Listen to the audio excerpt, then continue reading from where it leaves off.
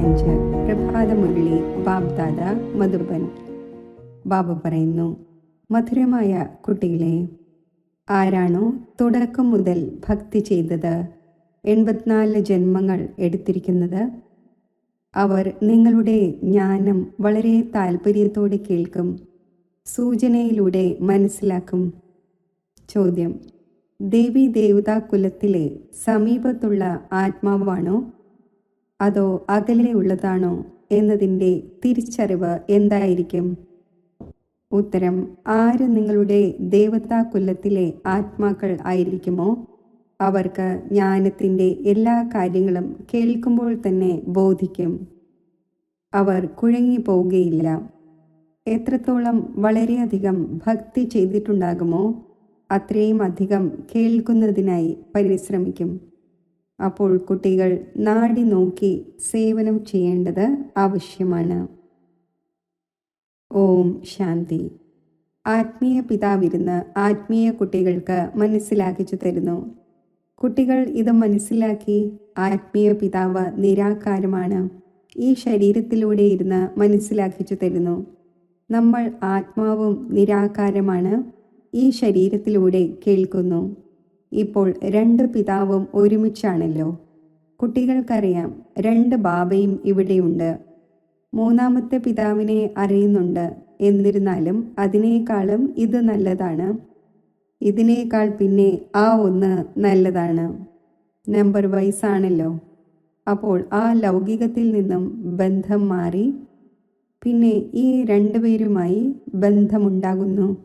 ബാബയിരുന്ന് മനസ്സിലാക്കിച്ചു തരുന്നു മനുഷ്യർക്ക് എങ്ങനെയാണ് മനസ്സിലാക്കിച്ചു കൊടുക്കേണ്ടത് എന്ന്. നിങ്ങളുടെ അടുക്കൽ മേളയിലും എക്സിബിഷനിലും ധാരാളം പേർ വരുന്നു. ഇതും നിങ്ങൾ അറിയുന്നുണ്ട്. 84 ജന്മങ്ങൾ എല്ലാവരും എടുക്കുന്നുണ്ടാകില്ല.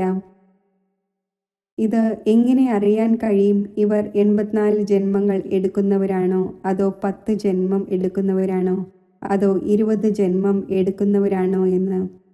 ഇപ്പോൾ കുട്ടികളായി നിങ്ങൾ ഇത് മനസ്സിലാക്കുന്നുണ്ട്. ആര് വളരെയധികം ഭക്തി ചെയ്തിട്ടുണ്ടാകുമോ തുടക്കം മുതൽ, അപ്പോൾ അവർക്ക് ഫലവും ഇത്രയും തന്നെ പെട്ടെന്ന് നല്ലതും ലഭിക്കും. അല്പം ഭക്തിയാണ് ചെയ്തിട്ടുള്ളതെങ്കിൽ, വൈകിയാണ് ചെയ്തിട്ടുള്ളതെങ്കിൽ ഫലവും ഇത്ര കുറച്ചും വൈകിയുമായിരിക്കും ലഭിക്കുക. ഇത് ബാബ സർവീസ് ചെയ്യുന്ന കുട്ടികൾക്ക് വേണ്ടി മനസ്സിലാക്കിച്ചു തരുന്നു. പറയൂ, നിങ്ങൾ ഭാരതവാസികളാണ്. അപ്പോൾ പറയൂ, ദേവി ദേവതമാരെ അംഗീകരിക്കുന്നുണ്ടോ? ഭാരതത്തിൽ ഈ ലക്ഷ്മി നാരായണന്റെ രാജ്യമുണ്ടായിരുന്നല്ലോ. ആര് 84 ജന്മങ്ങൾ എടുക്കുന്നവരായിരിക്കുമോ തുടക്കം മുതൽ ഭക്തി ചെയ്തിട്ടുണ്ടാകുമോ അവർ പെട്ടെന്ന് മനസ്സിലാക്കും. തീർച്ചയായും ആദി സനാതന ദേവി ദേവതാ ധർമ്മം ഉണ്ടായിരുന്നു. താല്പര്യത്തോടെ കേൾക്കാൻ തുടങ്ങും. ചിലരാണെങ്കിൽ ഇങ്ങനെ തന്നെ നോക്കിയ ശേഷം പോയി കളയുന്നു. ഒന്നും ചോദിക്കുന്നത് പോലുമില്ല, ബുദ്ധിയിൽ ഇരിക്കാത്തതുപോലെ. അപ്പോൾ അവരുടെ കാര്യത്തിൽ ഇങ്ങനെ മനസ്സിലാക്കണം, ഇവർ ഇപ്പോൾ വരെയും ഇവിടുത്തേതല്ല. മുന്നോട്ട് പോകവേ മനസ്സിലാക്കുകയും ചെയ്തേക്കാം. ചിലരാണെങ്കിൽ മനസ്സിലാക്കിക്കുമ്പോൾ ഉടൻ തലകുലുക്കും. തീർച്ചയായും ഈ കണക്കനുസരിച്ച് 84 ജന്മങ്ങൾ ശരിയാണ്. പൂർണ്ണമായും 84 ജന്മങ്ങൾ എടുത്തു എന്ന് നമ്മൾ എങ്ങനെ മനസ്സിലാക്കും എന്ന് പറയുന്നു എന്നിരിക്കട്ടെ. ശരി, 84 അല്ലെങ്കിൽ 82 ദേവതാധർമ്മത്തിൽ വന്നിട്ടുണ്ടാകും. നോക്കൂ, ഇത്രയും ബുദ്ധിയിൽ ബോധിക്കുന്നില്ലെങ്കിൽ വിചാരിക്കൂ, ഇവർ 84 ജന്മങ്ങൾ എടുക്കുന്നവരല്ല. അകലെയുള്ളവർ കേൾക്കുന്നത് കുറവായിരിക്കും. എത്രത്തോളം വളരെയധികം ഭക്തി ചെയ്തിട്ടുണ്ടാകുമോ അവർ കൂടുതൽ കേൾക്കാൻ ശ്രമിക്കും. പെട്ടെന്ന് മനസ്സിലാക്കും. മനസ്സിലാക്കുന്നത് കുറവാണെങ്കിൽ വിചാരിക്കൂ, ഇവർ വൈകി വരുന്നവരാണ്. ഭക്തിയും വൈകിയായിരിക്കും ചെയ്തിട്ടുണ്ടാവുക. വളരെയധികം ഭക്തി ചെയ്യുന്നവർ സൂചനയിലൂടെ മനസ്സിലാക്കും. ഡ്രാമ റിപ്പീറ്റ് ആകുന്നുവല്ലോ. മുഴുവൻ ഭക്തിയുടെ മേൽ ആധാരിതമാണ്. ഈ ബാബ ഏറ്റവും നമ്പർ 1 ഭക്തി ചെയ്തിരുന്നുവല്ലോ. ഭക്തി ചെയ്തത് കുറവാണെങ്കിൽ ഫലം ലഭിക്കുന്നതും കുറവായിരിക്കും. ഇതെല്ലാം മനസ്സിലാക്കേണ്ട കാര്യങ്ങളാണ്. സ്ഥൂല ബുദ്ധിയുള്ളവർക്ക് ധാരണ ചെയ്യുവാൻ സാധിക്കില്ല. ഈ മേളയും എക്സിബിഷനും നടന്നുകൊണ്ടേയിരിക്കും. എല്ലാ ഭാഷകളിലും ഇറങ്ങും. മുഴുവൻ ലോകത്തിനും മനസ്സിലാക്കിച്ചു കൊടുക്കണമല്ലോ. നിങ്ങളാണ് സത്യമായ സന്ദേശവാഹകരും മെസ്സഞ്ചറും. ആ ധർമ്മസ്ഥാപകരും ഒന്നും ചെയ്യുന്നില്ല. അവർ ഗുരുവല്ല. ഗുരു എന്ന് പറയുന്നു, പക്ഷേ അവർ സദ്ഗതിദാതാവല്ല. അവർ എപ്പോഴാണോ വരുന്നത് അപ്പോൾ അവരുടെ പ്രസ്ഥാനമേ ഇല്ല. അപ്പോൾ ആരുടെ സദ്ഗതി ചെയ്യുവാനാണ്? ആരാണോ സദ്ഗതി നൽകി ദുഃഖത്തിൻ്റെ ലോകത്തിൽ നിന്നും ശാന്തിധാമത്തിലേക്ക് കൊണ്ടുപോകുന്നത്, അതാണ് ഗുരു. ക്രൈസ്റ്റും മറ്റും ഗുരുവല്ല. അവർ കേവലം ധർമ്മസ്ഥാപകരാണ്. അവർക്ക് മറ്റേതെങ്കിലും പൊസിഷൻ ഇല്ല. പൊസിഷൻ ഉള്ളത് ആദ്യം സതോ പ്രധാനത്തിൽ നിന്നും പിന്നെ സതോ രജോ തമോയിലേക്ക് വരുന്നവർക്കാണ്. അവരാണെങ്കിൽ കേവലം തൻ്റെ ധർമ്മം സ്ഥാപിച്ച ശേഷം പുനർജന്മം എടുത്തുകൊണ്ടിരിക്കും. എപ്പോഴാണോ പിന്നെ എല്ലാവരുടെയും തമോ പ്രധാന അവസ്ഥ ഉണ്ടാകുന്നത്, അപ്പോൾ ബാബ വന്ന് എല്ലാവരെയും പവിത്രമാക്കി കൊണ്ടുപോകുന്നു. പാവനമായെങ്കിൽ പിന്നെ പതീത ലോകത്തിൽ ഇരിക്കുവാൻ സാധിക്കില്ല. പവിത്ര ആത്മാക്കൾ മുക്തിയിലേക്ക് പോകും. പിന്നെ ജീവൻ മുക്തിയിൽ വരും. ആ ഒന്ന് ലിബറേറ്ററാണ്, ഗൈഡാണ് എന്ന് പറയുന്നു. പക്ഷേ ഇതിൻ്റെയും അർത്ഥം മനസ്സിലാക്കുന്നില്ല. അർത്ഥം മനസ്സിലായിരുന്നുവെങ്കിൽ ആ ഒന്നിനെ അറിഞ്ഞേനെ. സത്യയുഗത്തിൽ ഭക്തിമാർഗത്തിൻ്റെ വാക്കുപോലും നിലയ്ക്കുന്നു. ഇതും ഡ്രാമയിൽ അടങ്ങിയതാണ്. എല്ലാവരും അവരവരുടെ പാർട്ട് അഭിനയിച്ചുകൊണ്ടിരിക്കുന്നു. സദ്ഗതി ഒരാൾക്ക് പോലും നേടാൻ സാധിക്കില്ല. ഇപ്പോൾ നിങ്ങൾക്ക് ഈ ജ്ഞാനം ലഭിച്ചുകൊണ്ടിരിക്കുന്നു. ബാബയും പറയുന്നു, ഞാൻ കൽപ്പകൽപ്പങ്ങളിൽ കൽപ്പത്തിൻ്റെ സംഗമയുഗത്തിൽ വരുന്നു. ഇതിനെ പറയുന്നത് മംഗളകാരി സംഗമയുഗം എന്നാണ്. മറ്റൊരു യുഗവും മംഗളകാരിയല്ല. സത്യയുഗത്തിൻ്റെയും ത്രേതായുടെയും സംഗമത്തിന് ഒരു മഹത്വവുമില്ല. സൂര്യവംശി പാസ്റ്റായി, പിന്നെ ചന്ദ്രവംശി രാജ്യം നടക്കുന്നു. പിന്നെ ചന്ദ്രവംശിയിൽ നിന്നും വൈശ്യവംശിയാകും. അപ്പോൾ ചന്ദ്രവംശി പാസ്റ്റായി. അതിനുശേഷം എന്തായി? ഇത് അറിയുകയില്ല. ചിത്രങ്ങളും മറ്റുമുണ്ട്. അപ്പോൾ മനസ്സിലാക്കും. ഇത് സൂര്യവംശി നമ്മുടെ മുതിർന്നവരായിരുന്നു. ഇത് ചന്ദ്രവംശിയായിരുന്നു. അത് മഹാരാജാവ്, മറ്റത് രാജാവ്. അവർ വളരെ ധനികരായിരുന്നു. എന്നിരിക്കലും അവർ തോറ്റുവല്ലോ. ഈ കാര്യങ്ങൾ ഏതെങ്കിലും ശാസ്ത്രങ്ങളിലോ മറ്റോ ഇല്ല. ഇപ്പോൾ ബാബ ഇരുന്ന് മനസ്സിലാക്കിച്ചു തരുന്നു. എല്ലാവരും പറയുന്നു, നമ്മളെ ലിബറേറ്റ് ചെയ്യൂ, പതീതത്തിൽ നിന്നും പാവനമാക്കൂ. സുഖത്തിനു വേണ്ടി പറയുകയില്ല. കാരണം സുഖത്തിൻ്റെ കാര്യം ശാസ്ത്രങ്ങളിൽ നിന്ദിച്ചിരിക്കുകയാണ്. എല്ലാവരും പറയുന്നത് മനസ്സിന് ശാന്തി എങ്ങനെ ലഭിക്കും എന്നാണ്. ഇപ്പോൾ കുട്ടികളായി നിങ്ങൾ മനസ്സിലാക്കുന്നുണ്ട്, നിങ്ങൾക്ക് സുഖവും ശാന്തിയും രണ്ടും ലഭിക്കുന്നു. എവിടെ ശാന്തിയുണ്ടോ അവിടെ സുഖമുണ്ട്. എവിടെ അശാന്തി ഉണ്ടോ അവിടെ ദുഃഖമാണ്. സത്യയുഗത്തിൽ സുഖവും ശാന്തിയുമുണ്ട്. ഇവിടെ ദുഃഖവും അശാന്തിയുമാണ്. ഇത് ബാബയിരുന്ന് മനസ്സിലാക്കിച്ചു തരുന്നു. നിങ്ങളെ മായാ രാവണൻ എത്ര തുച്ഛബുദ്ധിയാക്കി. ഇതും ഡ്രാമയിൽ ഉണ്ടാക്കപ്പെട്ടതാണ്. ബാബ പറയുന്നു, ഞാനും ഡ്രാമയുടെ ബന്ധനത്തിൽ ബന്ധിതനാണ്. എൻ്റെ പാർട്ട് തന്നെ ഇപ്പോഴാണ്. അത് അഭിനയിച്ചു കൊണ്ടിരിക്കുന്നു. ഇങ്ങനെ പറയുകയും ചെയ്യുന്നു, ബാബ കൽപ്പകൽപ്പങ്ങളിൽ അങ്ങ് തന്നെ വന്ന് ഭ്രഷ്ടാചാരിയിൽ നിന്നും പതീതത്തിൽ നിന്നും ശ്രേഷ്ഠാചാരിയും പാവനവും ആക്കുന്നു. ഭ്രഷ്ടാചാരിയായത് രാവണനിലൂടെയാണ്. ഇപ്പോൾ ബാബ വന്ന് മനുഷ്യനിൽ നിന്നും ദേവതയാകുന്നു. ഈ ഏതൊരു മഹിമയാണോ ഉള്ളത്, അതിൻ്റെ അർത്ഥം ബാബ തന്നെയാണ് വന്ന് മനസ്സിലാക്കിച്ചു തരുന്നത്. ആ അകാല സിംഹാസനത്തിൽ ഇരിക്കുന്നവർ പോലും ഇതിൻ്റെ അർത്ഥം മനസ്സിലാക്കുന്നില്ല. ബാബ നിങ്ങൾക്ക് മനസ്സിലാക്കിച്ചു തന്നു. ആത്മാക്കൾ അകാലമൂർത്തിയാണ്. ആത്മാവിൻ്റെ ഈ ശരീരം രഥമാണ്. ഇതിൽ അകാലമായത്, അതായത് ആരെയാണോ കാലൻ ഭക്ഷിക്കാത്തത്, ആ ആത്മാവ് വിരാജിക്കുന്നു. സത്യയുഗത്തിൽ നിങ്ങളെ കാലൻ ഭക്ഷിക്കുകയില്ല. അകാല മൃത്യു ഒരിക്കലും ഉണ്ടാവുകയില്ല.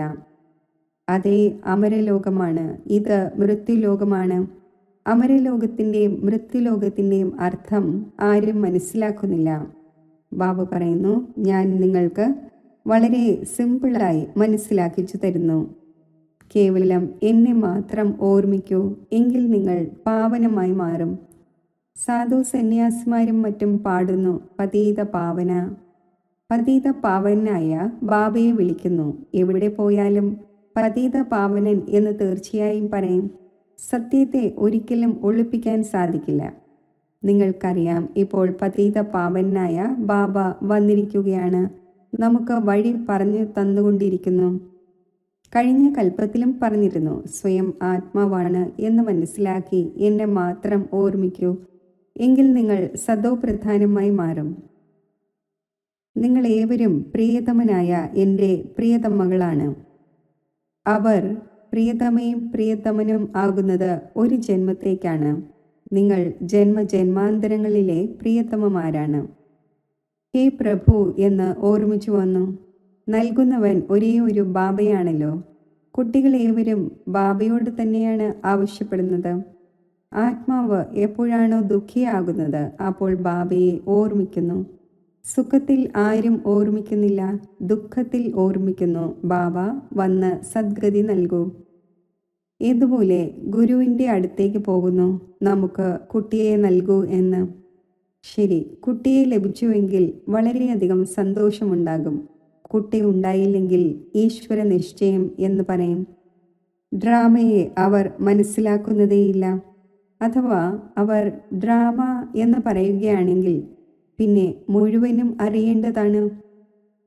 നിങ്ങൾ ഡ്രാമയെ അറിയുന്നു, മറ്റാരും അറിയുന്നില്ല. ഏതെങ്കിലും ശാസ്ത്രങ്ങളിൽ ഉണ്ടായിരിക്കുന്നതേയില്ല. ഡ്രാമ എന്നാൽ ഡ്രാമ, അതിൻ്റെ ആദിമധ്യ അന്ത്യത്തെക്കുറിച്ച് അറിയേണ്ടതാണ്. ബാബ പറയുന്നു, ഞാൻ ഓരോ 5000 വർഷത്തിനു ശേഷവും വരുന്നു. ഈ 4 യുഗങ്ങൾ തീർത്തും ഈക്വലാണ്. സ്വസ്തികയുടെയും മഹത്വമുണ്ട്. കണക്ക് ഉണ്ടാക്കുമ്പോൾ അതിൽ സ്വസ്തിക ഉണ്ടാക്കുന്നു. ഇതും കണക്കാണല്ലോ. നമ്മുടെ നേട്ടം എങ്ങനെ ഉണ്ടാകുന്നു? പിന്നെ നഷ്ടം എങ്ങനെ ഉണ്ടാകുന്നു? നഷ്ടം ഉണ്ടായി ഇപ്പോൾ പൂർണ്ണമായും നഷ്ടമുണ്ടായിരിക്കുന്നു. ഇത് തോൽവിയുടെയും ജയത്തിൻ്റെയും കളിയാണ്. ധനമുണ്ട്, ഹെൽത്തും ഉണ്ടെങ്കിൽ സുഖമുണ്ട്. ധനമുണ്ട്, ഹെൽത്ത് ഇല്ലെങ്കിൽ സുഖമില്ല. നിങ്ങൾക്ക് ഹെൽത്തും വെൽത്തും രണ്ടും നൽകുന്നു. അപ്പോൾ ഹാപ്പിനെസ് ഉണ്ടായിരിക്കുക തന്നെ ചെയ്യും. ആരെങ്കിലും ശരീരം ഉപേക്ഷിക്കുമ്പോൾ ഇന്നയാൾ സ്വർഗത്തിൽ പോയി എന്ന് മുഖത്തിലൂടെ പറയുന്നു, എന്നാൽ ഉള്ളിൽ ദുഃഖിതനായിക്കൊണ്ടിരിക്കുന്നു. ഇതിൽ കൂടുതൽ സന്തോഷമുണ്ടാകേണ്ടതാണ്. വീണ്ടും അയാളുടെ ആത്മാവിനെ നരകത്തിലേക്ക് എന്തിനു വിളിക്കുന്നു? ഒന്നും മനസ്സിലാക്കുന്നില്ല. ഇപ്പോൾ ബാബ വന്ന് ഈ എല്ലാ കാര്യങ്ങളും മനസ്സിലാക്കിച്ചു തരുന്നു. ബീജത്തിൻ്റെയും വൃക്ഷത്തിൻ്റെയും രഹസ്യം മനസ്സിലാക്കിച്ചു തരുന്നു. ഇങ്ങനെയുള്ള വൃക്ഷം മറ്റാർക്കും ഉണ്ടാക്കാൻ സാധിക്കില്ല. ഇത് ഇദ്ദേഹം ഉണ്ടാക്കിച്ചതല്ല. ഇദ്ദേഹത്തിന് ഏതെങ്കിലും ഗുരു ഉണ്ടായിരുന്നില്ല. അഥവാ ഉണ്ടായിരുന്നെങ്കിൽ ആ ആളുടെ മറ്റു ശിഷ്യന്മാരും ഉണ്ടായിരിക്കേണ്ടതാണല്ലോ. മനുഷ്യർ കരുതുന്നു ഇദ്ദേഹത്തിന് ഏതെങ്കിലും ഗുരു പഠിപ്പിച്ചതാണ്, അല്ലെങ്കിൽ പറയുന്നു പരമാത്മാവിൻ്റെ ശക്തി പ്രവേശിക്കുന്നു എന്ന്. പരമാത്മാവിൻ്റെ ശക്തി എങ്ങനെ പ്രവേശിക്കും? പാവങ്ങൾ ഒന്നും അറിയുന്നില്ല. ബാബ സ്വയം ഇരുന്ന് പറഞ്ഞു തരുന്നു. ഞാൻ പറഞ്ഞിട്ടുണ്ടായിരുന്നു, ഞാൻ സാധാരണ വൃദ്ധ ശരീരത്തിൽ വരുന്നു, വന്ന് നിങ്ങളെ പഠിപ്പിക്കുന്നു. ഇദ്ദേഹവും കേൾക്കുന്നു. അറ്റൻഷൻ നമ്മുടെ മേലുണ്ട്. ഇദ്ദേഹവും സ്റ്റുഡൻ്റാണ്. ഇദ്ദേഹം തന്നെക്കുറിച്ച് ഒന്നും പറയുന്നില്ല. പ്രജാപിതാവും സ്റ്റുഡൻ്റാണ്. ഇദ്ദേഹം വിനാശവും കണ്ടു, എന്നാൽ യാതൊന്നും മനസ്സിലായില്ല. പതുക്കെ പതുക്കെ മനസ്സിലായി വന്നു. നിങ്ങൾ മനസ്സിലാക്കിക്കൊണ്ടിരിക്കുന്നത് പോലെ ബാബ നിങ്ങൾക്ക് മനസ്സിലാക്കിച്ചു തരുന്നു. ഇടയിൽ ഇദ്ദേഹവും മനസ്സിലാക്കിക്കൊണ്ടിരിക്കുന്നു, പഠിച്ചുകൊണ്ടിരിക്കുന്നു. ഓരോ സ്റ്റുഡൻറ്റും പഠിക്കുന്നതിൻ്റെ പുരുഷാർത്ഥം ചെയ്യും. ബ്രഹ്മ, വിഷ്ണു, ശങ്കർ സൂക്ഷ്മവതനവാസിയാണ്. അവർക്ക് എന്ത് പാർട്ടാണുള്ളത് ഇത് ആരും അറിയുന്നില്ല. ബാബ ഓരോ കാര്യവും സ്വയമേ മനസ്സിലാക്കിച്ചു തരുന്നു. നിങ്ങൾക്ക് ഏതെങ്കിലും ചോദ്യം ചോദിക്കുവാനാകില്ല. മുകളിലാണ് ശിവപരമാത്മാവ്, പിന്നെ ദേവതമാർ. അതിനെ എങ്ങനെ കൂട്ടിച്ചേർക്കാൻ സാധിക്കും? ഇപ്പോൾ കുട്ടികളായി നിങ്ങൾ അറിയുന്നുണ്ട് ബാബ ഈ ദേഹത്തിൽ വന്ന് പ്രവേശിക്കുന്നു. അതിനാൽ ബാബ് ദാദ എന്ന് പറയുന്നു. പിതാവ് വേറെയാണ്, ദാദ വേറെയാണ്. പിതാവ് ശിവൻ, ദാദ ബ്രഹ്മാവാണ്. സമ്പത്ത് ശിവനിൽ നിന്നും ലഭിക്കുന്നു ഇദ്ദേഹത്തിലൂടെ.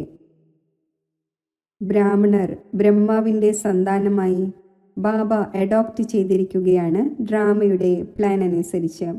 ബാബ പറയുന്നു, നമ്പർ 1 ഭക്തൻ ഇദ്ദേഹമാണ്. 84 ജന്മവും ഇദ്ദേഹം എടുത്തിട്ടുണ്ട്. കറുപ്പെന്നും വെളുപ്പെന്നും ഇദ്ദേഹത്തെ പറയുന്നു. ശ്രീകൃഷ്ണൻ സത്യയുഗത്തിൽ വെളുപ്പായിരുന്നു, കലിയുഗത്തിൽ കറുപ്പാണ്. പതീതമായല്ലോ, പിന്നെ പാവനമാകുന്നു. നിങ്ങളും ഇങ്ങനെയാകുന്നു. ഇതാണ് അയൺ ഏജ്ഡ് വേൾഡ്, അതാണ് ഗോൾഡൻ ഏജ്ഡ് വേൾഡ്. ഏണിപ്പടിയെക്കുറിച്ച് ആർക്കും അറിയില്ല. ആരാണോ പിന്നീട് വരുന്നത് അവർ 84 ജന്മങ്ങൾ എടുക്കുന്നുണ്ടാകില്ല. അവർ തീർച്ചയായും ജന്മമെടുക്കുന്നത് കുറവായിരിക്കും. പിന്നെ അവരെ ഏണിപ്പടിയിൽ എങ്ങനെ കാണിക്കാൻ സാധിക്കും? ബാബ മനസ്സിലാക്കിച്ചു തന്നിട്ടുണ്ട്. ഏറ്റവും അധികം ജന്മം ആരാണ് എടുക്കുക? ഏറ്റവും കുറവ് ജന്മം ആരാണ് എടുക്കുന്നത്? ഇതാണ് നോളജ്. ബാബ തന്നെയാണ് നോളജ്ഫുൾ, പതീത പാവനാണ്. ആദിമധ്യ അന്ത്യത്തിൻ്റെ നോളജ് കേൾപ്പിച്ചുകൊണ്ടിരിക്കുന്നു. അവരെല്ലാം നേതി നേതി, അതായത് ഇതല്ല ഇതല്ല എന്ന് പറഞ്ഞു വന്നു. തൻ്റെ ആത്മാവിനെ തന്നെ അറിയുന്നില്ല. അപ്പോൾ ബാബയെ പിന്നെ എങ്ങനെ അറിയും? കേവലം പറയുക മാത്രം ചെയ്യുന്നു. ആത്മാവ് എന്ത് വസ്തുവാണ്? ഒന്നും അറിയുന്നില്ല. നിങ്ങൾ ഇപ്പോൾ അറിയുന്നുണ്ട് ആത്മാവ് അവിനാശിയാണ്. അതിൽ 84 ജന്മങ്ങളുടെ അവിനാശി പാർട്ട് അടങ്ങിയിട്ടുണ്ട്. ഇത്രയും ചെറിയൊരു ആത്മാവിൽ എത്ര പാർട്ട് അടങ്ങിയിരിക്കുകയാണ്? ആരാണോ നല്ല രീതിയിൽ കേൾക്കുകയും മനസ്സിലാക്കുകയും ചെയ്യുന്നത്, അപ്പോൾ ഇവർ സമീപമുള്ളവരാണ് എന്ന് മനസ്സിലാക്കുന്നു. ബുദ്ധിയിൽ ഇരിക്കുന്നില്ലെങ്കിൽ വൈകി വരുന്നവരായിരിക്കും. കേൾപ്പിക്കുന്ന സമയത്ത് നാഡി നോക്കണം. മനസ്സിലാക്കിച്ചു കൊടുക്കുന്നവരും നമ്പർ വൈസ് ആണല്ലോ. ഇത് നിങ്ങളുടെ പഠനമാണ്. രാജധാനി സ്ഥാപിതമായി കൊണ്ടിരിക്കുന്നു. ചിലരാണെങ്കിൽ ഉയർന്നതിലും ഉയർന്ന രാജപദവി നേടുന്നു. ചിലരാണെങ്കിൽ പ്രജയിൽ ജോലിക്കാരും വേലക്കാരുമാകുന്നു. പിന്നെ ഈ ഒരു കാര്യമുണ്ട്, സത്യയുഗത്തിൽ ദുഃഖമൊന്നും ഉണ്ടായിരിക്കില്ല. അതിനെ പറയുന്നത് തന്നെ സുഖധാമം, ബഹിഷ്ത്, സ്വർഗം എന്നാണ്. പാസ്റ്റായി, അതിനാലാണല്ലോ ഓർമ്മിക്കുന്നത്. മനുഷ്യർ വിചാരിക്കുന്നു സ്വർഗം മുകളിൽ മേൽത്തട്ടിൽ ആയിരിക്കുമെന്ന്. ദിൽവാല ക്ഷേത്രത്തിൽ നിങ്ങളുടെ പൂർണ്ണ സ്മാരകം നിൽക്കുകയാണ്. ആദിദേവനും ആദിദേവിയും കുട്ടികൾ താഴെ യോഗത്തിലിരിക്കുന്നു. മുകളിൽ രാജ്യം നിൽക്കുന്നു. മനുഷ്യർ ദർശനം നടത്തും, പൈസ വയ്ക്കും, ഒന്നും മനസ്സിലാക്കുന്നില്ല. കുട്ടികളായ നിങ്ങൾക്ക് ജ്ഞാനത്തിൻ്റെ 3ാമത്തെ നേത്രം ലഭിച്ചു. നിങ്ങൾ ഏറ്റവും ആദ്യം ബാബയുടെ ബയോഗ്രഫി അറിഞ്ഞു. മറ്റെന്ത് വേണം? ബാബയെ അറിയുന്നതിലൂടെ തന്നെ സർവ്വതും മനസ്സിലാകുന്നു. അപ്പോൾ സന്തോഷം ഉണ്ടാകേണ്ടതാണ്. നിങ്ങൾക്കറിയാം, ഇപ്പോൾ നമ്മൾ സത്യയുഗത്തിൽ പോയി സ്വർണത്തിൻ്റെ കൊട്ടാരം നിർമ്മിക്കും, രാജ്യം ഭരിക്കും. ആരാണോ സർവീസബിളായ കുട്ടികൾ അവരുടെ ബുദ്ധിയിൽ ഉണ്ടായിരിക്കും ഈ സ്പിരിച്വൽ നോളജ് സ്പിരിച്വൽ ഫാദറാണ് നൽകുന്നത്. സ്പിരിച്വൽ ഫാദർ എന്ന് പറയുന്നത് ആത്മാക്കളുടെ പിതാവിനെയാണ്. ആ ഒന്ന് സദ്ഗതി ദാതാവാണ്, സുഖശാന്തിയുടെ സമ്പത്ത് നൽകുന്നു. നിങ്ങൾക്ക് മനസ്സിലാക്കിച്ചു കൊടുക്കാൻ സാധിക്കും. ഈ ഏണിപ്പടി ഭാരതവാസികളുടേതാണ്. അവർ 84 ജന്മമെടുക്കുന്നു. നിങ്ങൾ വരുന്നത് തന്നെ പകുതിയിൽ വെച്ചാണ്. അപ്പോൾ നിങ്ങൾക്ക് 84 ജന്മങ്ങൾ എങ്ങനെയാണ് ഉണ്ടാവുക?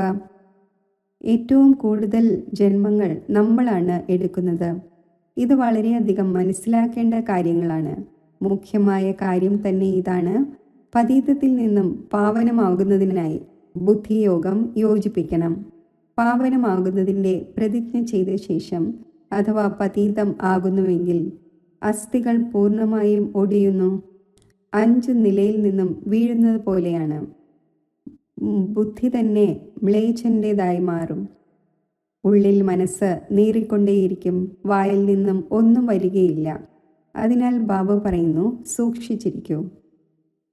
ശരി, മധുരമധുരമായ സിഖിലതെ കുട്ടികൾക്ക് മാതാവും പിതാവുമായ ബാബ് ദാദയുടെ സ്നേഹസ്മരണകൾ. Good morning. ആത്മീയ പിതാവിൻ്റെ ആത്മീയ കുട്ടികൾക്ക് നമസ്തേ. ധാരണയ്ക്കുള്ള മുഖ്യസാരം: ഈ ഡ്രാമയെ യഥാർത്ഥ രീതിയിൽ മനസ്സിലാക്കി മായയുടെ ബന്ധനങ്ങളിൽ നിന്നും മുക്തമാകണം. സ്വയം അക്കാലമൂർത്തിയായ ആത്മാവായി മനസ്സിലാക്കി ബാബയെ ഓർമ്മിച്ച് പാവനമാകണം.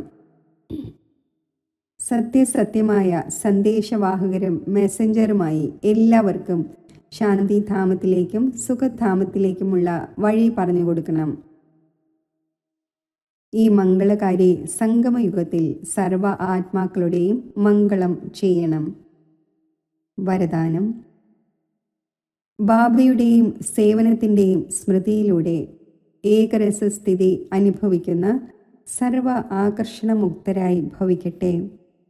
ഏതുപോലെ സെർവൻറ്റിന് സദാ സേവനവും മാസ്റ്ററും ഓർമ്മയുണ്ടായിരിക്കും, അതേപോലെ വേൾഡ് സെർവൻറ്റും സത്യമായ സേവാധാരിയുമായ കുട്ടികൾക്കും ബാബയും സേവനവുമല്ലാതെ മറ്റൊന്നും ഓർമ്മയുണ്ടായിരിക്കില്ല. ഇതിലൂടെ തന്നെയാണ് ഏകരസ സ്ഥിതിയിൽ ഇരിക്കുന്നതിൻ്റെ അനുഭവം ഉണ്ടാകുന്നത്. അവർക്ക് ഒരു ബാബയുടെ രസമല്ലാതെ എല്ലാ രസവും സ്വാദില്ലാത്തതായി തോന്നുന്നു. ഒരു ബാബയുടെ രസത്തിൻ്റെ അനുഭവം ഉണ്ടാകുന്നത് കാരണം എവിടെയും ആകർഷിതരാവുക സാധ്യമല്ല. ഈ ഏകരസ സ്ഥിതിയുടെ തീവ്ര പുരുഷാർത്ഥം തന്നെയാണ് സർവ ആകർഷണങ്ങളിൽ നിന്നും മുക്തമാക്കി മാറ്റുന്നത്. ഇതുതന്നെയാണ് ശ്രേഷ്ഠ ലക്ഷ്യം. സ്ലോഗൻ: നിർണായകമായ പരിതസ്ഥിതികളുടെ പരീക്ഷയിൽ പാസ്സാകണമെങ്കിൽ തൻ്റെ നേച്ചറിനെ ശക്തിശാലിയാക്കൂ. അവ്യക്ത സൂചന: സത്യതയും സഭ്യതയുമാകുന്ന കൾച്ചർ സ്വായത്തമാക്കൂ. എപ്പോഴെങ്കിലും ഏതെങ്കിലും അസത്യമായ കാര്യം കാണുകയോ കേൾക്കുകയോ ചെയ്യുന്നുവെങ്കിൽ അസത്യമായ വായുമണ്ഡലം വ്യാപിപ്പിക്കാതിരിക്കൂ. ചിലർ പറയുന്നു, ഇത് പാപകർമ്മമാണല്ലോ, പാപകർമ്മം കാണുവാനാകുന്നില്ല. എന്നാൽ വായുമണ്ഡലത്തിൽ അസത്യതയുടെ കാര്യങ്ങൾ വ്യാപിപ്പിക്കുന്നതും പാപമാണ്. ലൗകിക കുടുംബത്തിലും അഥവാ ഏതെങ്കിലും ഇങ്ങനെയുള്ള കാര്യം കാണുകയോ കേൾക്കുകയോ ചെയ്യുന്നുവെങ്കിൽ അതിനെ വ്യാപിപ്പിക്കാറില്ല. കാതിൽ കേട്ടു, ഹൃദയത്തിൽ ഒളിപ്പിച്ചു. അഥവാ ആരെങ്കിലും വ്യർത്ഥമായ കാര്യങ്ങൾ വ്യാപിപ്പിക്കുന്നുവെങ്കിൽ ഈ ചെറിയ ചെറിയ പാപം പറക്കുന്ന കലയുടെ അനുഭവത്തെ സമാപ്തമാക്കുന്നു. അതിനാൽ ഈ കർമ്മങ്ങളുടെ ഗഹനഗതിയെ മനസ്സിലാക്കി യഥാർത്ഥ രൂപത്തിൽ സത്യതയുടെ ശക്തി ധാരണ ചെയ്യൂ. ഓം ശാന്തി.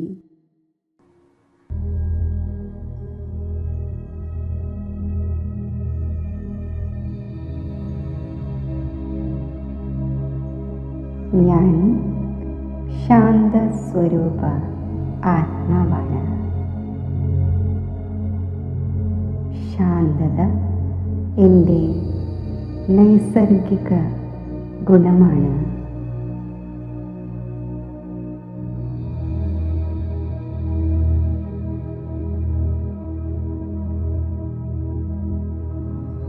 ഈ ശാന്തസ്വരൂപ അവസ്ഥയിൽ സ്ഥിതി ചെയ്യുമ്പോൾ ശാന്തിയുടെ ഒരു പ്രഭാവലയം എനിക്ക് ചുറ്റും സൃഷ്ടിക്കപ്പെടുന്നു. എന്നിൽ നിന്നും ശാന്തിയുടെ പ്രകാശബീജികൾ നാനാ ദിശകളിലേക്കും വ്യാപിച്ചുകൊണ്ടിരിക്കുന്നു.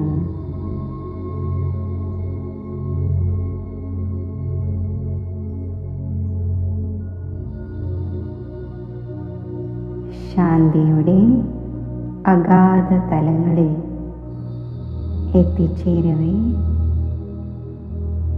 അലൗകികമായ ആത്മസംതൃപ്തിയുടെ അവസ്ഥയിൽ ഞാൻ സ്ഥിതി ചെയ്യുന്നു.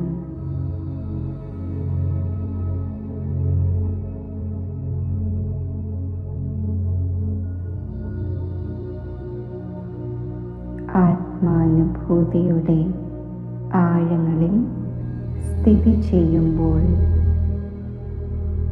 ശിവബാബയുടെ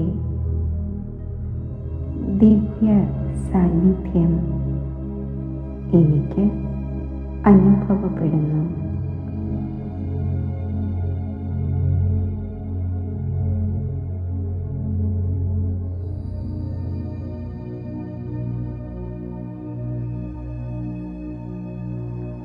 ജ്ഞാന സൂര്യനായ ശിവബാബയിൽ നിന്നും ദിവ്യ പ്രകാശകിരണങ്ങൾ ദിവ്യ ബുദ്ധിയിലൂടെ ഞാൻ ഗ്രഹിക്കുന്നു.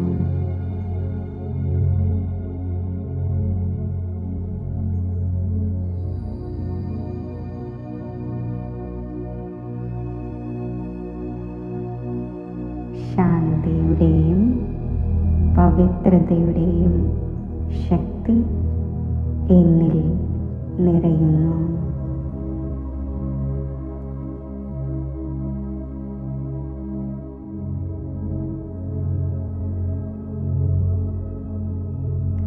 ശാന്തിയുടെയും പവിത്രതയുടെയും ഈ ദിവ്യ പ്രകാശം സ്വീകരിച്ച് ഞാൻ വിശ്വത്തിലെ ആത്മാക്കൾക്ക് ദാനം ചെയ്യുന്നു.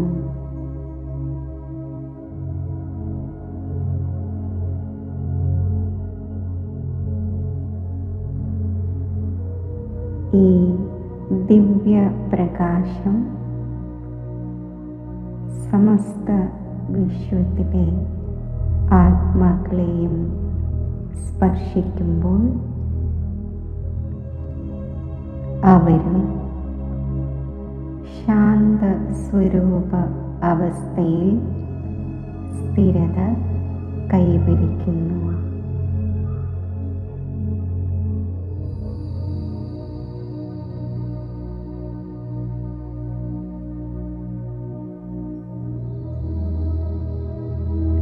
ശാന്തിയുടെ സാഗരമായ ശിവപരമാത്മാവുമായി മാനസികമായി സംയുക്തമായിരുന്ന ശാന്തിയുടെ കിരണങ്ങൾ വിശ്വമാകെ പ്രസരിപ്പിക്കുമ്പോൾ വിശ്വം മുഴുവനും പരമാത്മാ ശാന്തിയുടെ പ്രഭാവത്താൽ ശാന്തിയാകുന്ന ഗുണത്താൽ സമൃദ്ധമാകുന്നു.